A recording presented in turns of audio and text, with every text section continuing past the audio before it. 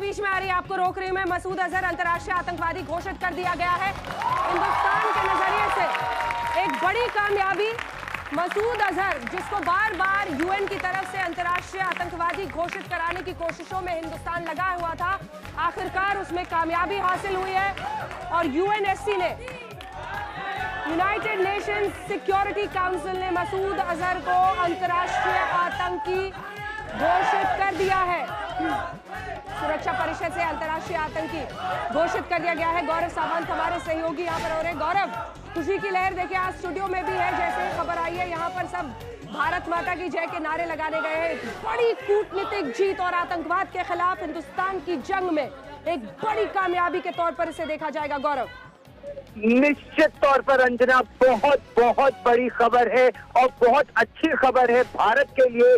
मौलाना मसूद अजहर, वो आतंकवादी जो संसद में हुए हमले से लेकर पठानकोट में हुए हमले में के लिए रिस्पॉन्सिबल था, उसको आज संयुक्त राष्ट्र संघ ने यूनाइटेड नेशन से 1267 सैंक्शंस कमेटी के तहत एक आतंकवादी घोषित कर दिया है। पिछले लगभग 10 वर्षों से ये प्रयास निरंतर चल रहा था, लेकिन सफल नहीं हो पा रहा था। 15 में से 14 देश इसके लिए तैयार थे। चीन अड़ंगा लगा रहा था, लेकिन इस बार भारत के निरंतर प्रयास की वजह से चीन ने भी अपना जो अंकुश था उसे हटा लिया, रोक लिया और आज बिल्कुल अभी ये खबर आई है कि यूएन ने 1267 सैंक्शंस कमेटी में मसूद अजहर को आतंकवादी, इंटरनेशनल टेररिस्ट घोषित कर दिया है। अंजना, हिंदुस्तान और हिंदुस्तान के लगातार जो कोशिशें थी गौरव, जिसकी वजह से चीन अब धीरे धीरे झुकता नजर आ रहा था, माने कि उन्हीं कोशिशों का अंत में नतीजा है, क्योंकि फ्रांस, अमेरिका, ब्रिटेन जैसे देश खुलकर सामने आ रहे थे और वो भी इस मोशन को पास करने के लिए आगे बढ़ रहे थे। ऐसे में चीन पूरी तरह से घिर गया था, पाकिस्तान का मुखौटा हट चुका है। ऐसे वक्त पर पाकिस्तान का साथ देना भारी पड़ता। बिल्कुल सही कहा आपने। हालांकि चीन ने कई बार, लगभग 3 बार पिछले 4 वर्षों में भी चीन ने यही अंकुश लगाए रखा, लेकिन सरकार निरंतर प्रयास करती रही। जो हमारे राजदूत हैं, जो हमारे राजनयिक हैं, जो नेता हैं, वो सब लगातार इसमें लगे रहे। पहली बार जब चीन ने इस पर अंकुश लगाया तो चीन ने कहा कि कुछ और सबूत चाहिए। सैयद अकबरुद्दीन यूनाइटेड नेशंस में इंडिया के परमानेंट रिप्रेजेंटेटिव हैं, उन्होंने ये कहा कि नहीं, ये सारी जानकारी विश्व भर के पास है। यूएन के सिक्योरिटी काउंसिल में अंजना 15 देश है, 15 में से 14 देश भारत के पक्ष में थे, केवल चीन अंकुश लगा रहा था।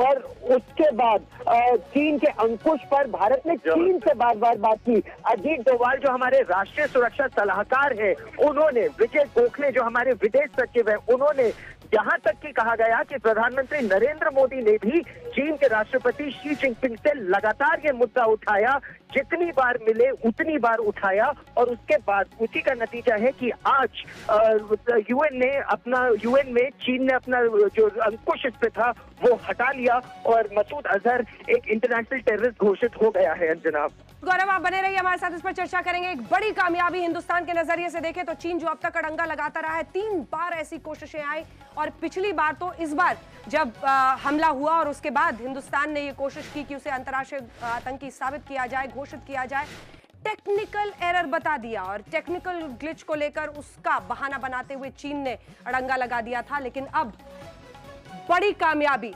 सबसे पहले इसी पर चर्चा को अब आगे ले जाते हुए आपके साथ मैं शाज़िया इल्मी एक रिस्पांस की शुरुआत करती हूं। हिंदुस्तान के नजरिए से एक बड़ी कामयाबी, ये बहुत बड़ी कामयाबी है, एक बहुत बड़ी डिप्लोमेटिक विक्ट्री है और ढेर सारी बधाइयां सब लोग जो यहाँ मौजूद है। जो बैन के बारे में था वो बैन अब लग गया है। सिर्फ और सिर्फ चीन जो है इसकी मुखालफत कर रहा था, लेकिन भारत की जो लीडरशिप रही है, जो कूटनीतिक जीत हुई है, जिस तरह से हमारे डिप्लोमेट सामने आए हैं, जिस तरह से पूरे वर्ल्ड ने, पूरे विश्व ने साथ दिया है भारत का, उस दबाव के चलते चीन ने आखिरकार मसूद अजहर को आतंकी करार करने के लिए अपनी जो बैन था उसको हटाया है। यानी कि अब वो एक टेररिस्ट माना जाएगा दुनिया की नजर में। तो बहुत शानदार, एक बहुत बड़ी उपलब्धि और बहुत खुशी की बात। ठीक है, बीएचएस डिफेंस एक्सपर्ट जुड़ रागी साहब, आगे मैं आ रही हूं बढ़ाने का आपके वक्त है। पास। जसवाल साहब हमारे साथ डिफेंस एक्सपर्ट, आप दोनों के पास आ रही हूं। रागी जी आ रही हूं। जसवाल साहब, बड़ी कामयाबी, आखिरकार चीन डर गया और कम से कम घिर गया पूरी तरह से। उसको पता था कि पाकिस्तान का मुखौटा जैसे हट चुका है विश्व के सामने, अब मसूद अजहर का साथ देना बहुत भारी गलती होती और हिंदुस्तान को एक बड़ी जीत हासिल हुई आतंकवाद के खिलाफ लड़ाई में। ये आपने सही कहा कि ये एक बहुत ही बिग अचीवमेंट है और चाइना ने क्यों रिलेंट किया है इसका भी कारण है। इसका कारण ये है कि इस वक्त चाइना की फिलॉसफी है इकोनॉमिक ग्रोथ। चांसेस थे कि चाइना भी आइसोलेट होना शुरू हो जाएगा अगर वो टेररिज्म का साथ दे, इसलिए वो ये नहीं चाहता है कि इसमें कोई हिंद आए। दूसरा, उनको भी इस चीज का खौफ हो रहा है कि पाकिस्तान में जिस तरह जो इस्लामिक टेररिज्म आ रहा है, इसका असर उनके जिनजियांग प्रोविंस में हो सकता है। तो उनको अभी कदम लेना चाहिए कि वो भी टेररिस्ट स्पॉन्सरशिप करते हैं, उनको जो है। हमजा हमारे साथ, हमारे सहयोगी जुड़े। जसवाल साहब, कुछ आपके आवाज में प्रॉब्लम है। हमजा, बड़ी खबर पाकिस्तान में, क्या इस पर अभी तक कोई भी रिएक्शन?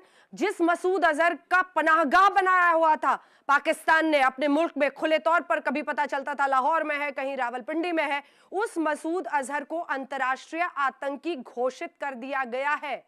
कैसे